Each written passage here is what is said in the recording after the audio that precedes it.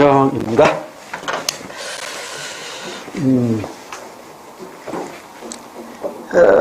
먼저 민주주의의 의미가 나와 있는데 여기 이해를 좀 하실 필요가 있어요.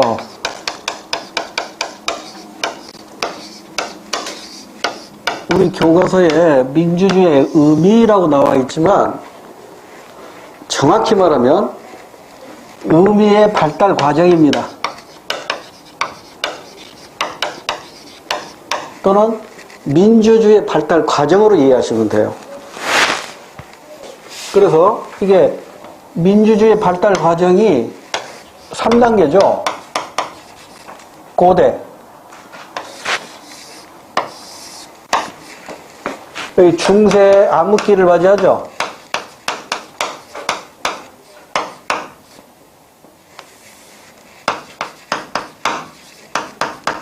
이때 헤브라이즘이라고 해서 하나님의 말씀이 인간 세상을 지배하는 시기가 있었어요. 4세기에서 14세기니까 약 1000년. 1000년 동안은 교황이 지배를 했다고. 교황이 군주가 돼가지고 하나님의 대역을 했던 것이죠. 그러다가 이제 이 중세 신본주의가 무너지는 계기가 된 게 이제 르네상스죠. 인본주의로 부활하는 운동이 일어나잖아요. 근대 민주주의가 등장하고, 이게 근대 민주주의는 이게 시민혁명이란 말이에요. 시민혁명.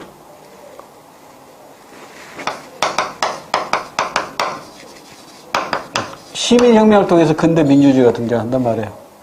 그런데 여기에 한계가 나타나죠. 그 한계를 극복하기 위해서 등장한 게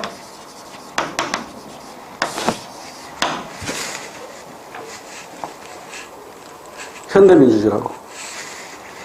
이 한계를, 결론을 미리 내려볼게요. 이 한계가 뭐였어요? 제한된 참여였죠? 누구나 다 참여하는 게 아니라 재산세 안 낸 사람 참여 못했잖아요. 여자라든가 노동자라든가 농민과 같이 재산이 없는 사람들은 플로레타리아 계급은 참여를 못했다고요. 그래서 현대로 넘어오면서 이제 모든 사람이 참여하는 이른바 보통선거가 실시되잖아요. 그죠? 그러니까 현대 민주주의는요, 보통선거의 역사예요. 그러니까 근대 민주주의는 시민혁명으로 이루어졌다면 현대 민주주의는 아직 이거 공부 안 했지만 결론부터 말씀드리면 보통선거가 실시되었기 때문에 남녀노소 불문하고 일정한 나이가 되면 누구나 정치에 참여하게 되는 거잖아요. 고대 하면 이제 이거 아테네의 직접 민주정치라고. 아테네. 그러니까 이 고대 사회를 보면 그 지중해 연안의 그 그리스라는 나라, 그니까 이게 다 도시국가 형태로 존재해요. 아테네네, 뭐 대표적인 스파르타네, 뭐 이렇게. 그래서 이제 아테네에서 이제 민주주의가 등장하는데, 이때 민주주의는요, 이때 고대 아테네에서 출발하는 민주주의는 하나의 정치 형태였습니다. 고대 민주주의는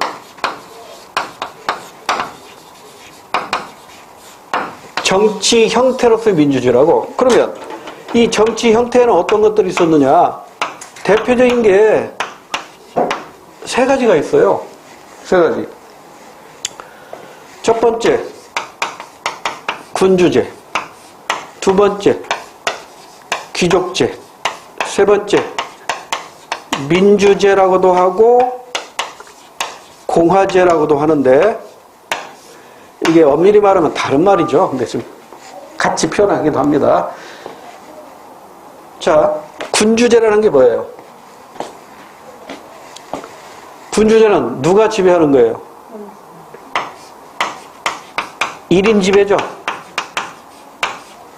1인 지배잖아요. 군주 한 사람이 지배하는 거잖아요. 근데 이게 잘못되면 어떻게 돼요?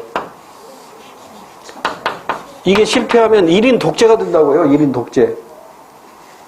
1인 독재를 뭐라고 해요? 1인 독재. 이걸 참주제라고 해요. 참주제로 몰락한단 말이에요. 귀족제는 1인이 아니라 소수 엘리트가 지배하는 거죠.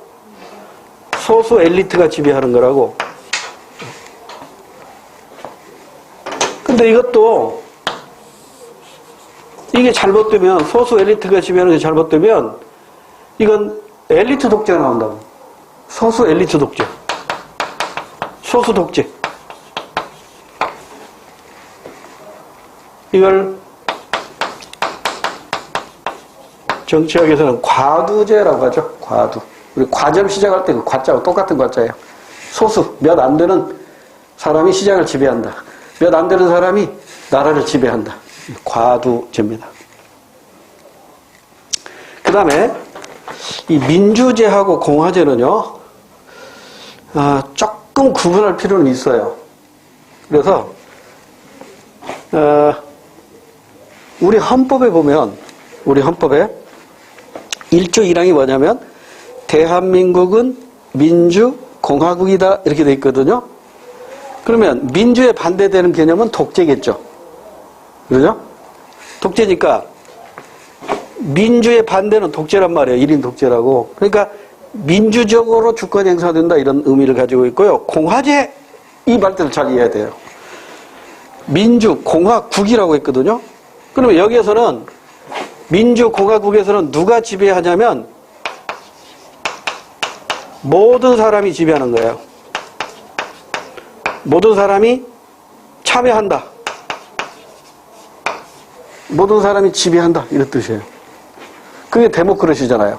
데모크라티아. 인민에 의한 통치, 인민에 의한 지배, 인민에 의한 참여 이런 뜻이잖아요. 근데 이게 모든 사람이 참여하다 보니까 이게 또 실패할 수 있어요. 그 대표적인 사례를 이런 플라톤 아시죠? 플라톤의 사부가 누구야? 소크라테스. 소크라테스가 결국은 아테네에서 재판에 회부돼가지고 배심원들에 의해서 유죄 판결을 받고 사형당해요. 근데 그 배심원들의 판결이 잘못됐다고 보는 사람이 플라톤이라고. 왜냐하면 플라톤은 이렇게 얘기해요. 그 배심원의 판결을 이렇게 표현해요. 어느 마을에 갔더니 전부가 눈이 하나씩밖에 없어요.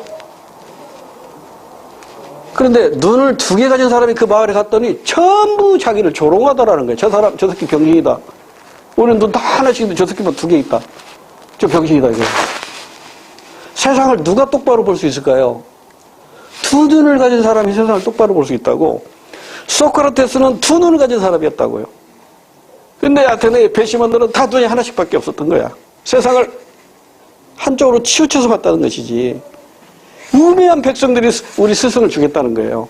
그래서 이 민주주의가 하나의 정치 형태인데 이 민주제, 공화제가 모든 사람이 참여한다는 장점이 있지만 이 모든 사람이 참여하기 때문에 여기서 뭐가 나와요? 다수결이 나오죠. 이 다수결이 이 모든 사람이 참여한다는 게 이제 다수결인데 이 다수결의 가장 심각한 문제점으로 등장한 것이 바로 백성들이 무식하거나 우매하면 배가 사고간다는 거야. 2눈 가진 사람이 사형당한다는 거야. 그걸 뭐라고 표현해요? 중우정치라고 해요. 이 중자는 무리중자입니다. 우자는 어리석을 우자입니다. 그러니까 어리석은 눈 하나밖에 없는 사람들이 이 무리가 정치를 하니까 직접 현인 소크라테스는 사형당했다. 그래서 플라톤은 이런 아테네의 민주공화제, 아테네의 이 공화제를 매우 싫어해요. 그러면서 나라를 지배하는 사람은 철학을 하는 사람이 돼야 된다. 철인 군주 정치를 주장해요. 근데 그 철인도 한 사람이 지배하면 안 된대요. 소수가 지배해야 된대요. 그래서 플라톤은 아테네에 살고 있었지만 소수 엘리트 정치가 이루어지는 스파르타를 그렇게 좋아했어요. 스파르타는 이거거든. 소수 귀족에 의한 지배거든요. 그래서 아테네의 민주제 또는 공화제라고도 표현합니다. 아테네의 정치는 군주제도 아니고 귀족제도 아니고 공화제입니다. 공화제. 민주제라기보다는 공화제예요. 모든 사람이 정치에 참여했으니까. 근데 이것이 결국 어떻게 됐어요? 실패로 돌아갔죠? 그 실패의 원인이 뭐였어요? 다수결이었어요. 이 다수결 때문에 우매한 백성들 숫자만 많으면 되는 거야. 숫자만. 멍청한 사람들이 다 모여가지고 숫자만 많으면 이긴다니까. 그래서 잘못된 수 있다는 게 바로 이 민주공화제입니다. 그래서 고대 아테네의 민주주의는 결국 그 의미가 뭐다? 하나의 정치 형태에 불과해요. 그런데 이제 중세 암흑기를 맞이하죠. 4세기에서 14세기 동안 무려 1000년 동안이죠. 1000년 동안. 이 시기를 우리는 헤브라이즘 시대라고 하죠. 헤브라이즘. 하나님의 말씀이 인간 세상을 지배했던, 그러니까 교황이 나라의 통치자가 되었던 시절입니다. 그래서 이제 이때에는 이제 민주주의가 정치 형태에다가 하나 더 결합이 됩니다. 그게 바로 뭐냐면 근대 신본에서 인본으로 바뀌어요. 신본에서 인본으로 바뀌어요. 그러니까 이념이 바뀐 거죠. 그러잖아요. 신의 말씀이 곧 우리를 지배했었는데 이제는 이제 이게 교황이 나를 지배했는데 교황 그 말이 하나씩 거짓말이라는 것이 살라고 나요. 예를 들면 교황은 이렇게 얘기했죠. 지구가 우주의 중심이야. 지구 중심으로 태양이 돌아. 이렇게 얘기하잖아요. 그러니까 그 브루노라는 그 신학자가 무슨 소리야. 태양을 중심으로 지구가 돌아 이렇게 얘기한다고요. 그래서 종교재판을 회부되잖아요. 그래서 교황이 물어봐. 너 다시 대답해봐. 지구가 돌아 태양이 돌아. 브루노가 얘기합니다. 지구가 돕니다. 태양. 감옥. 7번을 불러요. 7번을 불러. 마지막으로 묻겠다. 지구가 돌아 태양이 돌아. 지구가 돕니다. 화염. 아주 산채로 장작더미에 불을 질러가지고 산채로 화염시켜버려요. 그런데 또 한 사람이 지구가 돈다고 짓거리고 다니는 거야. 교황이 불렀어요. 갈릴레이, 너도 지구가 돈다고? 얘기해봐. 지구가 돌아, 태양이 돌아. 갈릴레이는 말을 바꿉니다. 태양이 돕니다. 가! 하니까 나오면서 그 유명한 말 했다면서 그래도 지구는 돌아. 어떤 차이일까요? 신학자와 과학자의 차이입니다. 과학자는요, 종종 거짓말을 해요. 우리나라 황구석같이. 그러나 신학자는 목숨을 걸고 자기의 신앙을 지킵니다. 브루노가 이제 화연된 거.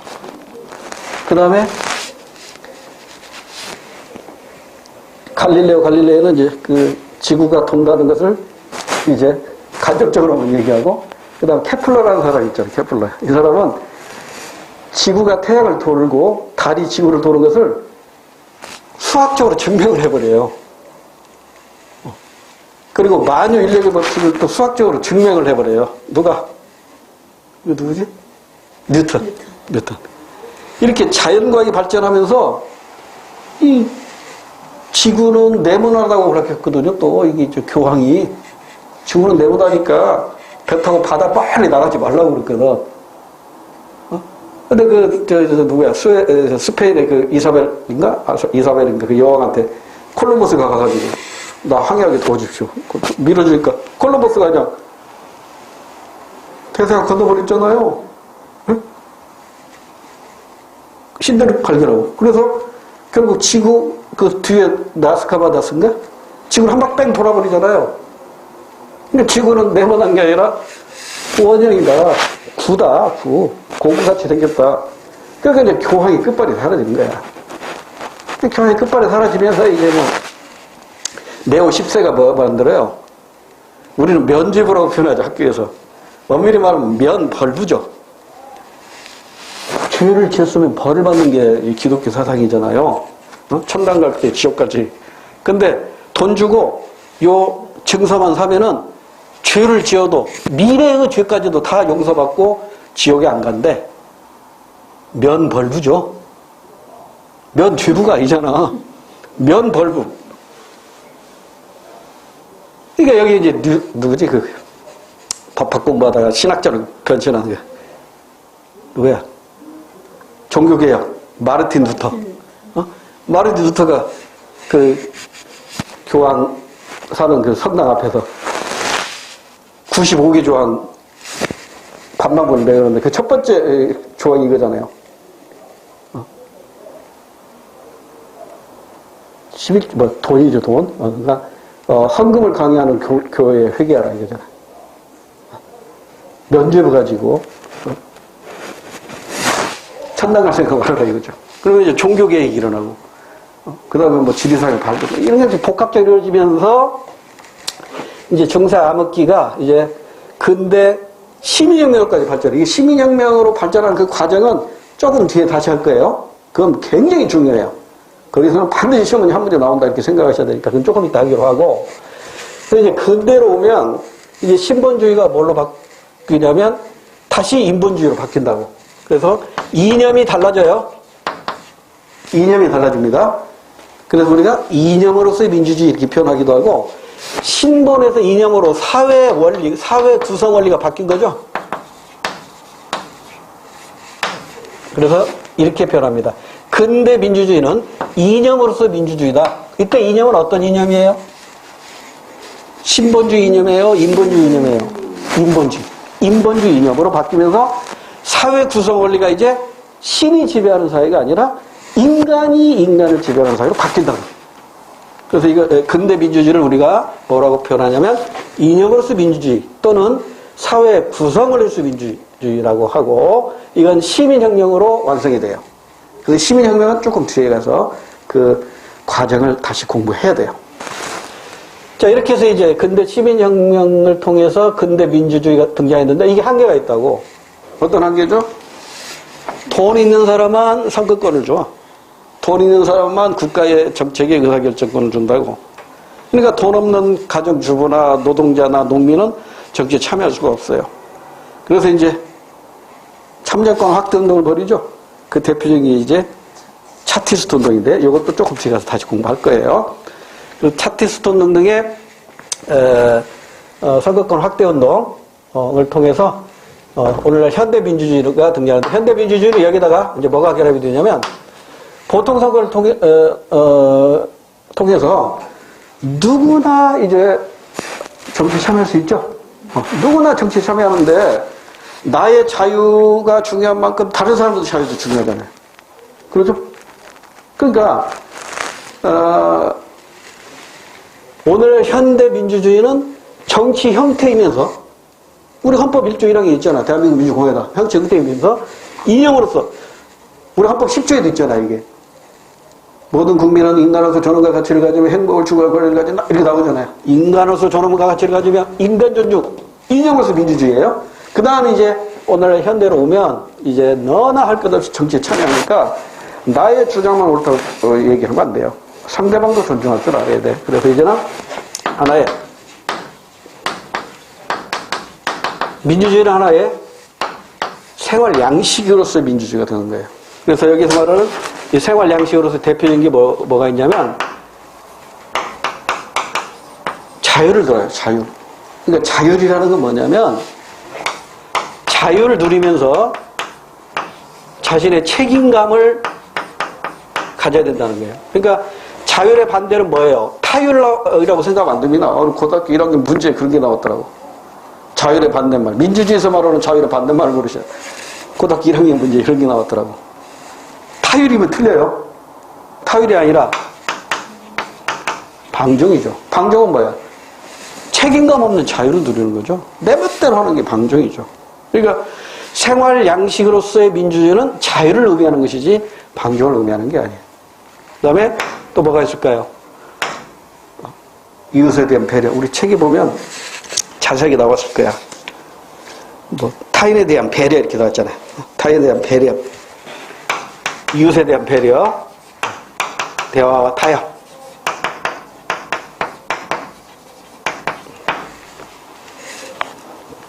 관용, 다수결,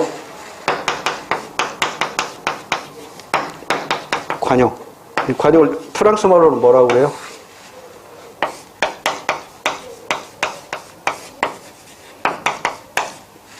톨레랑스?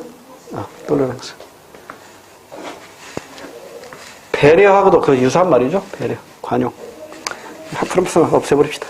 그러니까 프랑스는 저는 감시는 안 하지만 거리가 지저분하대요. 막 침도 아무나 그냥 침도 뱉고 쓰레기도 버리고 담배꽁초도 버린대요. 왜 그래야 물어보면 이렇게 대답한대요. 그래야 쓰레기 치우는 사람이 직장을 잃지 않지 않느냐. 우리가 쓰레기 안 버리면 쓰레기 처분하는 사람 직장을 잃는다는 거예요. 배려, 관용. 이게 톨레랑스라고 하는데 우리나라에서 톨레랑스를 관용이라고 번역을 하더라고요. 이런 내용들이 이제 생활 양식으로서 민주주의입니다. 그러면 이제 이걸 시대적으로 하나의 그림으로 요약해 보면 이렇게 되겠죠.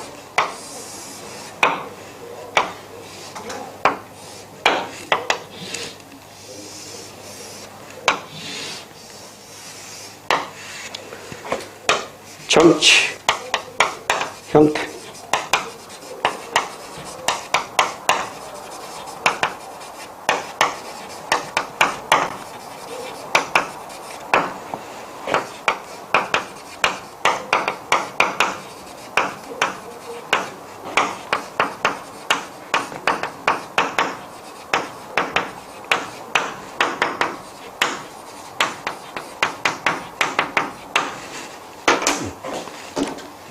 자, 고대 사회에서의 정치는 뭐다?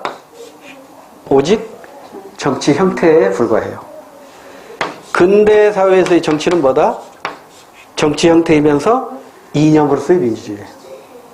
그럼 오늘날 현대 국가에서의 정치는 뭐예요? 이 세 가지를 모두 포함하죠. 정치 형태이면서 사회 구성의 원리, 즉 이념으로서의 민주주의면서 생활 양식으로서의 민주주의다. 그러니까 점차 어떻게 되어간다? 정치의 의미는 확대되어 간다. 확대되어 간다. 이렇게 이해하시면 됩니다. 우리 교재는 그냥 너무 단순하게만 설명해놨죠?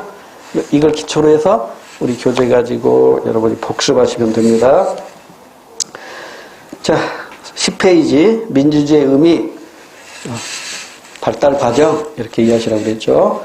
고대 정치 형태, 근대 이념, 현대 생활 양식. 읽어보시면 되겠죠? 더 설명하면 시간 낭비일 것 같고. 그 다음에 이제 민주주의의 이념으로 들어가는데, 이 부분은 이해를 좀 하고 가야 돼요. 민주주의의 이념. 자유와 평등이라고 나와 있는데, 이건 궁극적인 이념은 아니죠. 민주주의의 궁극적인 이념은 인간 존중이라고요.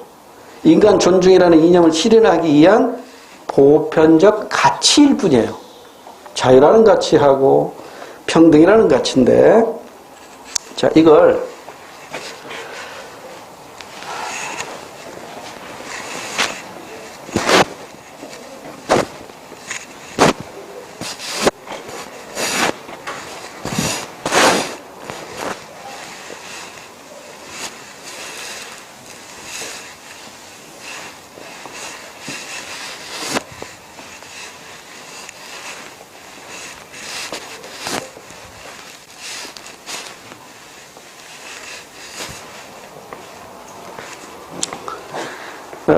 이걸 그림으로 설명을 드릴게요. 못 그리지만 그림을 하나 그릴게요. 집을 하나 지을 거예요.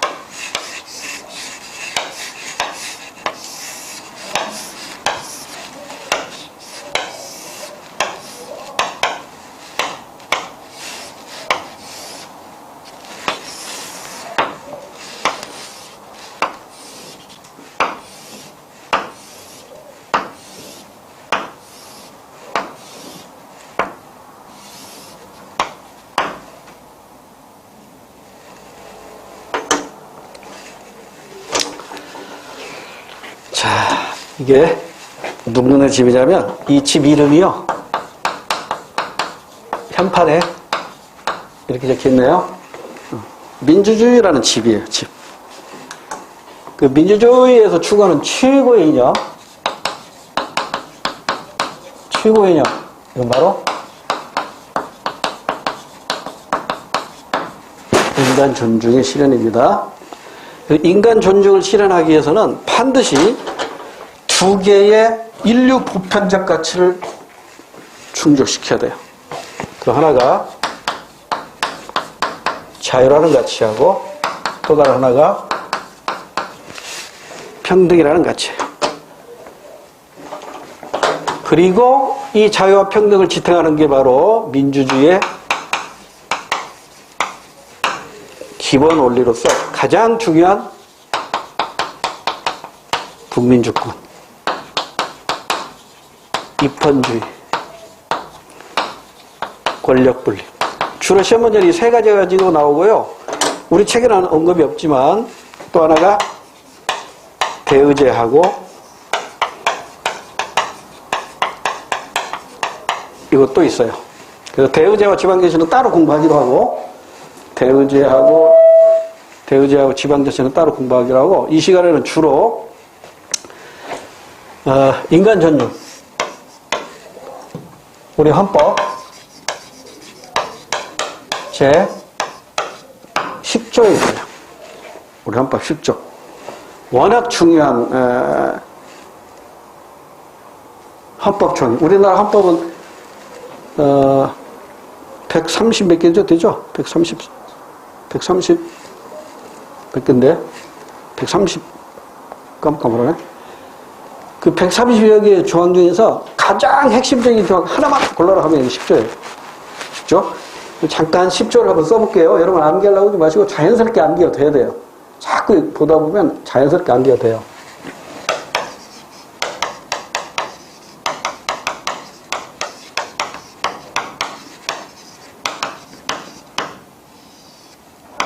써인가? 써에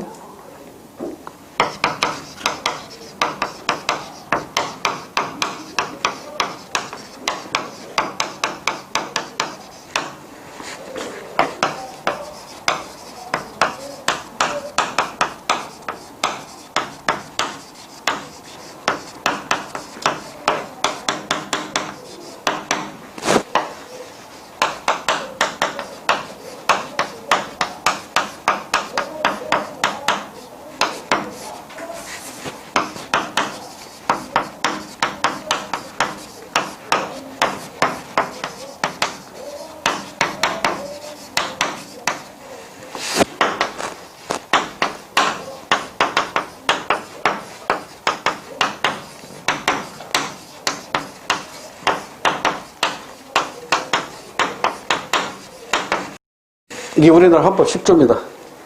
두 개의 문장으로 되어 있죠? 두 개의 문장. 첫 번째 문장은 여기까지죠. 그 첫 번째 문장의 주어는 뭐예요? 모든 국민은 이게 주어예요. 서술어는 뭐예요? 권리를 가진다. 이게 서술어예요. 근데 권리는 두 가지가 있죠. 존엄과 가치권하고 행복추구권하고 두 가지가 있어요. 그다음에 두 번째 문장은 주어가 국가는 이렇게 시작돼요. 그리고 서술어는 의무를 진다 이렇게 끝나요. 그러니까 한쪽에서 권리를 가졌을 때 상대방은 항상 의무를 지는 거예요. 그러니까 이와 같이 권리와 의무는 항상 서로 대응 관계가 있어요. 돈을 빌려준 사람은 채권자로서의 권리를 가져요. 돈을 빌려 쓴 사람은 채무자로서의 의무를 져요. 그러니까 받을 권리와 줄 의무가 있는 거잖아요. 그러니까 받을 권리만 있고 의무가 없다면 이거 권리라고 할 수가 없는 거잖아요. 그래서 국민하고 국가가 각각 권리와 의무를 나눠 갖고 있네요. 만약에 국가가 권리를 갖는다면 국민은 의무를 져야겠죠. 그래서 우리나라에서는요, 우리나라 헌법에서는 국민이 가진 권리는 셀 수 없을 정도 많아요. 국가가 보장해 주어야 할 국민의 권리는 셀 수 없을 정도로 많아. 우리 헌법 시간에 가서 공부할 거고요. 그런데 국가가 국민들한테 요구할 수 있는 권리는 몇 개 없어요. 6개밖에 없어요. 이게 국민의 6대 의무입니다. 납세 의무, 국방의 의무, 교육의 의무, 근로의 의무, 재산권 행사의 공공의 의무, 환경 보전의 의무. 이게 6가지밖에 없어요. 그러니까 우리 현행 헌법에서는 인간의 존엄성을 실현하기 위해서 권리를 중시한다, 의무를 중시한다. 권리를 중시한다. 권리. 국민의 권리를 최대한으로 보장해 준다는 것이죠. 그 얘기 이제 다음에 우리 헌법 시간에 또 다시 공부합니다. 자, 그러면 민주주의라는 집에서 가장 소중하고 최고의 가치를 갖는 게 인간 존중인데 우리 헌법에 이미 10조에 이렇게 명시해놨네요. 인간으로서의 존엄과 가치를 가지며 이렇게 명시를 해놨다고. 이것만 놓고 본다면 이건 정치 형태로서 민주주의입니까? 이념으로서 민주주의입니까? 생활 양식으로서 민주주의입니까? 이념으로서 민주주의지. 인간 존중이라는 이념으로서 민주주의 또는 사회 구성으로서 민주주의에 해당이 되는 것이죠. 그 다음에 불가침의 기본적인 건 이걸 국가가 보장해 줘야 돼요. 이걸 이제 나중에 공부하겠지만 이게 천부 인권입니다. 하늘이 준 거야. 어느 누구도 침범할 수 없어요. 하늘이 준 것이니까. 자, 그러면 이게 우리나라 헌법의 최고 이념입니다. 또한 민주주의의 최고 이념이기도 해요. 우리 헌법의 최고 이념이면서 민주주의의 최고 이념인데 이걸 실현하려면 얘하고 얘가 있어야 이게 실현이 된다고요. 따라서 얘에 대해서 우리가 공부를 해야 되고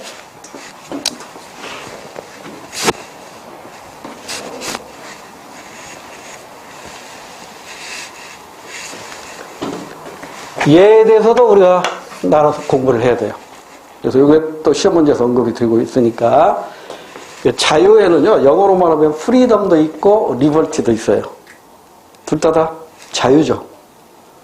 프리덤도 자유고 리버티도 자유란 말이에요. 그럼 그 멜 깁슨이라는 사람 아시죠? 영화배우, 호주 출신의 영화배우, 헐리우드 영화배우. 돈 많이 벌었지. 있는 재산 털어가지고 또 영화 하나 만들었는데 대박 나버렸죠. 쫄딱 망할 줄 알았는데 대박 났어. 패션 오브 크라이스트. 종교 영화. 이거 만들어, 감독했죠? 대박 났잖아요. 그 멜 깁슨이 출연했던 영화, 브레이브 하트라는 영화가 있어요. 보셨나요? 하도 오래된 영화라. 그 브레이브 하트는 영국의 스코틀랜드가 영국에서 독립해가지고 독립국가를 만들었는데 투쟁사라고 그 멜 깁슨이 마지막 그때 이제 포로로 잡혔잖아요. 항복하면 그러니까 독립을 얻지 않으면 살려주겠다. 대답해. 그러니까 마지막으로 한 방. 영화 마지막 끝나는 장면이잖아요. 뭐라고 외치죠? 멜 깁슨이 프리다 외치면서 영화 끝나는데 너무 감동적이었어. 그래서 이제 사형 당하잖아요. 네? 자유를 원했다. 프리덤이라고 프리덤. 리버티가 아니라 프리덤이라고 프리덤. 그런데 우리가 이제 이걸 알아야 된다고. 자유도 소극적인 자유가 있고 적극적인 자유가 있어요. 응? 여러분 그러잖아요. 국가가 야 너 나 간섭하지 마 이런 자유도 있지만 국가에게 나 이거 좀 해줘라고 막 적극적으로 요구할 자유도 있잖아요. 그러죠? 부모님한테 나 학비 주세요 이렇게 적극적으로 요구할 수도 있고 부모님한테 나 공부하는데 좀 조용히 좀 해주세요. 나 좀 간섭 좀 하지 마세요. 이런 소극적인 자유도 있잖아요. 마찬가지로 이 자유도 근대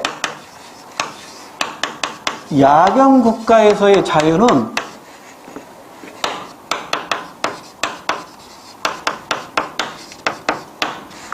소극적 자유예요. 근대 야경 국가에서 자유는 소극 국가라고. 그럼 이게 야경이라는 뜻이 무엇인지 알면 금방 이해가 되죠. 밤자자죠. 저녁.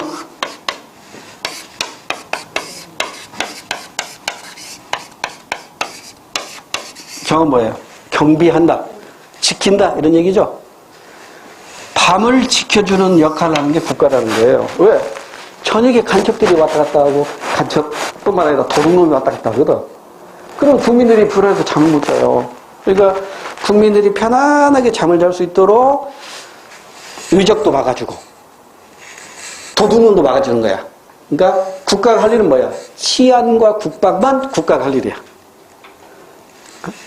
외국에서 들어오는 도둑놈 막아주고 국방. 그 다음에 나라 안에서 도둑놈이 설치는 거 막아줘야 돼. 치안. 그러니까 국가의 역할이 오직 저녁만 지켜주면 되는 거예요. 그럼 낮에 국가가 설치면 국민들이 자유롭지 못하잖아요. 여러분 휴일에 집에서 좀 쉬려고 하는데 부모님들이 집에서 막 큰 소리 치고 떠들고 이것 좀 해라 저것 좀 해라 하면 자유롭지 못하죠? 휴일이지만 어떻게 해야 돼? 부모가 낮잠 자거나 집을 나가야 돼. 그래야 내가 편하거든. 그러니까 국가가 낮에는 주무셔야 돼.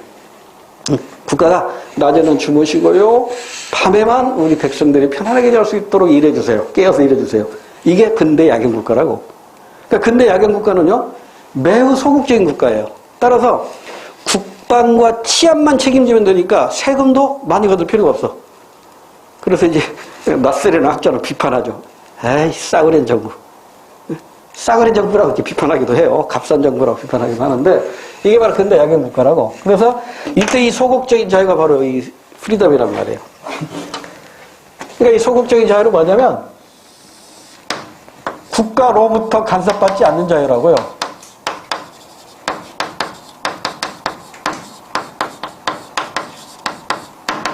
국가로부터 간섭받지 아니하는 자유라고. 그런데요, 이제 현대로 넘어오면 국가의 역할과 기능이 야경에서 뭘로 바뀌죠? 복지로 바뀌어요. 복지가 뭐예요? 국민들이 병들면 치료해줘야 돼요. 지금 우리 국가에서 코로나19 걸리면 다 치료해주고 있잖아. 국민들이 배고프면 먹여줘야 돼. 보니까 뭐 요즘 프라카드 붙어있대. 생계지원금 받아가실 분들 신청하라고. 저소득층 생계지원금 받아가세요. 신청. 오늘 전철 보니까 또 무이자로 월세, 전세, 보증금 대출해주니까 저소득자들 신청하세요. 이렇게 광고가 있더라고 지하철 안에. 이런 거 다 지금 국가에서 하는 거잖아요. 그러니까 이 국가가 밤낮 없이 깨어 있어야 돼.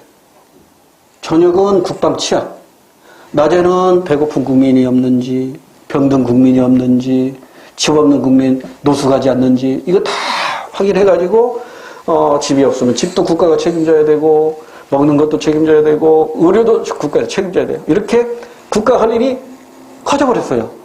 그래서 오늘날 현대 국가를 적극 국가, 큰 정부 이렇게 표현합니다. 그래서 세금도 어떻게 돼? 많이 낼 수밖에 없어. 여러분도 세금 많이 내고 있죠?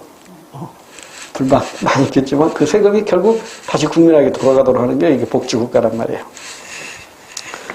그래서 이때 이제 국민들은 근대 야경국가에서는 야 낮에 주무시고 밤만 지켜야 되는데 이제는 국민들이 배고파 밥 줘. 나 일하고 싶은데 일자리가 없어 일자리 줘. 나 깨끗한 환경에 살고 싶은데 너무 매연 쓰레기가 많아 깨끗한 환경에서 살게 좀 해줘 이렇게 막 요구를 한단 말이에요. 이게 바로 적극적인 자유죠. 그래서 적극적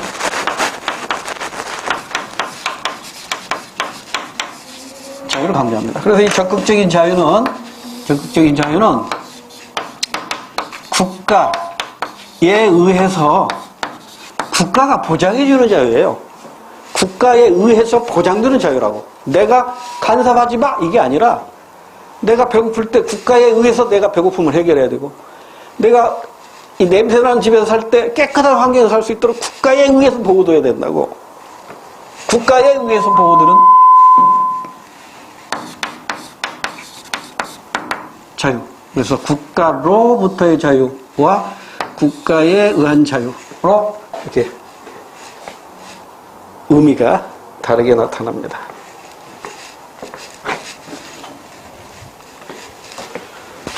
그 나중에 이제 우리 헌법 시간에 다시 한번 공부하겠지만,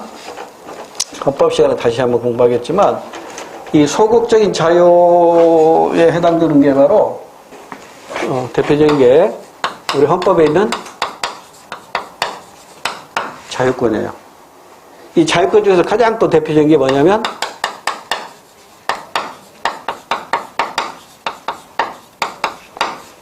신체의 자유예요. 신체의 자유.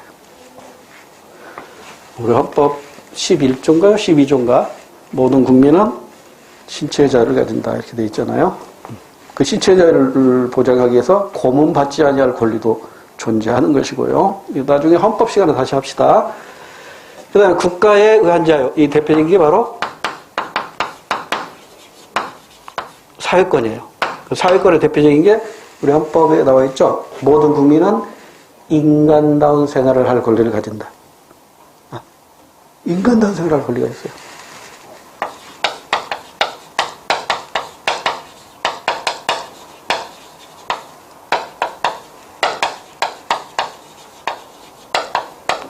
이건 지금 공부 안 하고요. 나중에 헌법 시간에 따로 공부하니까 이런 게 있었다, 한번 들었다 정도로 이해하시면 됩니다. 자, 일단 그래서 자유권에서 오늘날 사회권으로 이렇게 발달됐다는 것 정도는 기억해야겠네요. 그러니까 국민의 기본권은 자유권에서 출발해서 사회권으로 완성이 되는 거예요. 물론 그 중간에 참여권이 하나 끼어 들어가요. 그 지금 공부할 게 아니고 헌법 시간에 다시 하기로 하고, 일단 국민의 기본권은 자유권에서 사회권으로 이렇게 발전했구나 정도 알아두시면 돼요. 자, 이제 평등으로 갈게요. 자, 평등. 근대 야경 국가에서 평등하고요.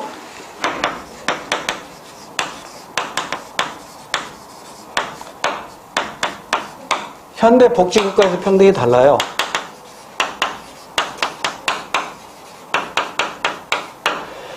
근데 야경 국가에서의 평등은 뭐냐면 절대적인 평등이죠. 기계적인 평등이죠.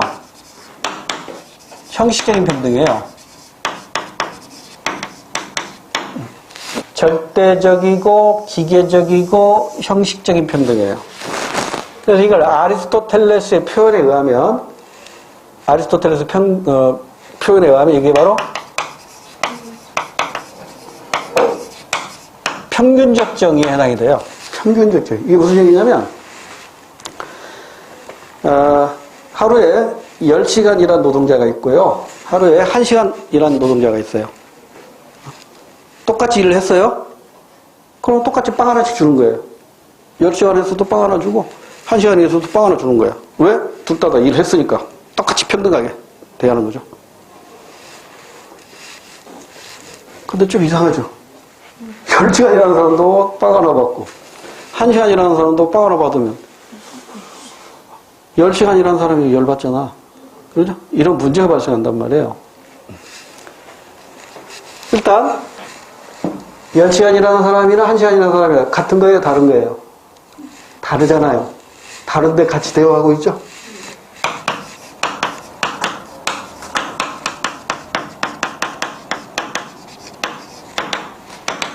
말을 바꿔봐요. 같은 것을 다르게 대화한다. 이렇게 표현해도 되겠죠? 그러죠? 근데 같은 것을 다르게 대화한다면 헷갈리잖아. 그러니까 이걸로 암기하시라고. 10시간 일하는 사람, 1시간 일하는 사람, 다르죠? 다른데 빵 하나씩 준다면 같이 대화하는 거잖아요. 이게 평균적 정의라고. 다시. 근데 야경국가에서 가면은 절대적이고 기계적이고 형식적인 평등은 평균적 정의를 실현시킨 거예요. 아리스토텔레스 표현에 의하면. 그럼 평균적 정의는 뭐냐? 다른 것을 같이 대화하고 같은 것을 다르게 대화하는 거라고. 이해됐어요? 그렇게 이해하세요? 같은 것을 다르게 대화한다면 이 말 헷갈리잖아. 그러니까 이걸로 이해하시라고. 달러. 10시간 일하는 사람, 1시간 일하는 사람 다르잖아요. 다른데 똑같이 대화하는 거예요. 그 대표적인 사례가 뭐예요? 우리 헌법에 보면 모든 국민은 법 앞에 평등하다. 모든 국민은 법 앞에 평등해요. 이건 절대적이고 기계적이고 형식적인 평등이에요. 그걸 모든 국민은 법 앞에 평등하다. 이걸 다른 말로 표현하면 기회균등이에요. 누구에게나 똑같이 처할 거 아니에요. 재산을 많이 가진 사람하고 거지하고 서울대 시험 볼 수 있는 기회는 똑같이 줄 거 아니에요. 부자도 한 표, 거지도 한 표, 똑같이 줄 거 아니에요. 기회균등. 기회균등. 평등선거. 이때 평등도 절대적인 평등이겠지. 그러잖아요. 1인 1표. 1인 1표. 이게 평등선거잖아요.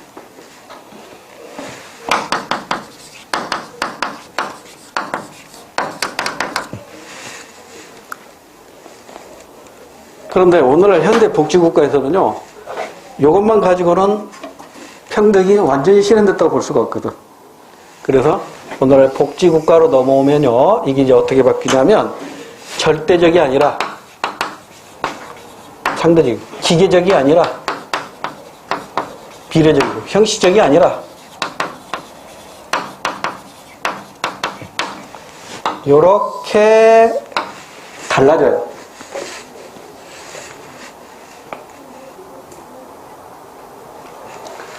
그러면 근대 국가보다 현대 국가에서는 이게 상대적 비례 실제 평등 강조하는데 이걸 아리스토텔레스 표현대로 하면 평균적 정의가 아니라 이건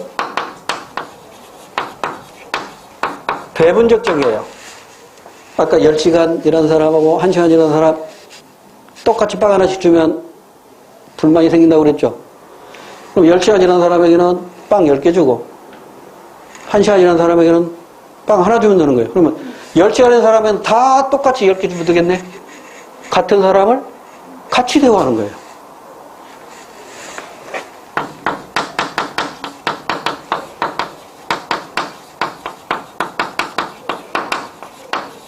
말을 바꾸면 어떻게 돼요? 다른 사람을 다르게 대우하는 거예요. 10시간 일한 사람하고 1시간 일한 사람하고 이거 다르게 대우해야 된다는 거죠. 예를 들어 볼까요?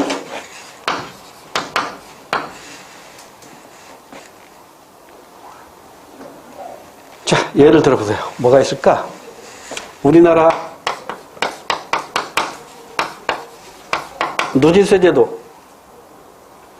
부자한테는 높은 세를 적용하고 가난한 사람한테는 낮은 세를 적용하고 이거 얼마나 평등해요. 근데 이때 평등은 뭐야? 절대적 평등이 아니라 상대적이고 비례적이고 실질적인 평등이죠. 그 다음에 말썽이 많지만 여성 할당제. 그다음에 장관 중에 몇 퍼센트는 일정한 비율로 여성에게 줘야 된다. 여성 할당제. 이것도 상대적이고 비례적이고 실질 평등이죠. 지금은 없어졌지만 군 가산점 제도가 있었죠. 지금 남아있는 것은 이제 국가 유공자.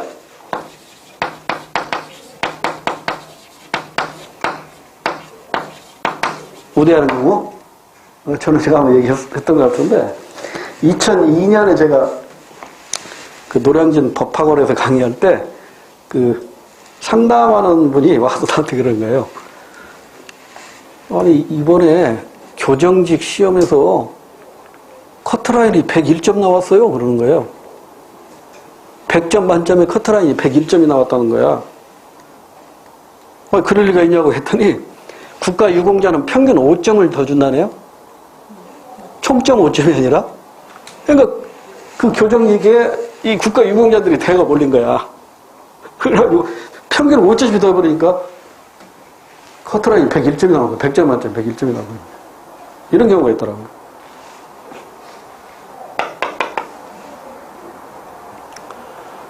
또 뭐가 있을까요? 농어촌, 서울대에서도 지금 시행하고 있죠. 농어촌 특별 선발된가요? 농어촌. 그러니까 농어촌 지역 우선 지원. 또 올림픽에서 금메달 따면 징집 면제 이런 것도 하나의 상대적 평등에 해당이 되는 것이죠. 그럼 각각 문제점이 있죠. 문제점. 자, 여기에 따른 문제점은 뭘까요? 열심히 일한 사람이나 게을리 일한 사람이나 똑같이 주니까 열심히 하려고 해야 하나요? 열심히 일 안 하려고 해요. 뭐라고 표현해야 될까? 동기부여가 안 돼요. 열심히 일하려고 안 해. 그냥 적당히 일하고 게을러지겠죠? 적당히 일하고 빵만 받아먹으려고 하겠죠. 여기에 대한 문제점은 뭘까요?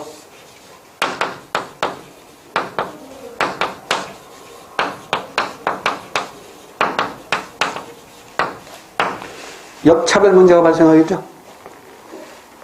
오히려 이 대우받지 못한 사람들이 나 이거 그렇죠. 그러니까 지금 공무원 임용시험에서도 그 군 가산점제들 없애고 나서 여성들의 합격률이 월등히 높아지니까 그 남학생 그 수험생들이 다시 부활시켜야 된다. 이거 우리 2년 동안 3년 동안 군대에서 썩고 왔는데 여학생들은 도서관에서 공부해가지고 합격하지 않느냐. 이거 역차별이다 해가지고 군 가산점제 뭐 부활하자는 운동도 벌이고 있었잖아요. 지금 조용하지만 이런 내용을 됐죠? 이 정도 하고 잠깐 쉬었다가 이제 이게 국민주권부터 또 다시 해야 돼. 요 세 가지 중요하니까 잠깐 쉬었다. 이거 지우지 마시고요. 잠깐 쉬었다 합시다.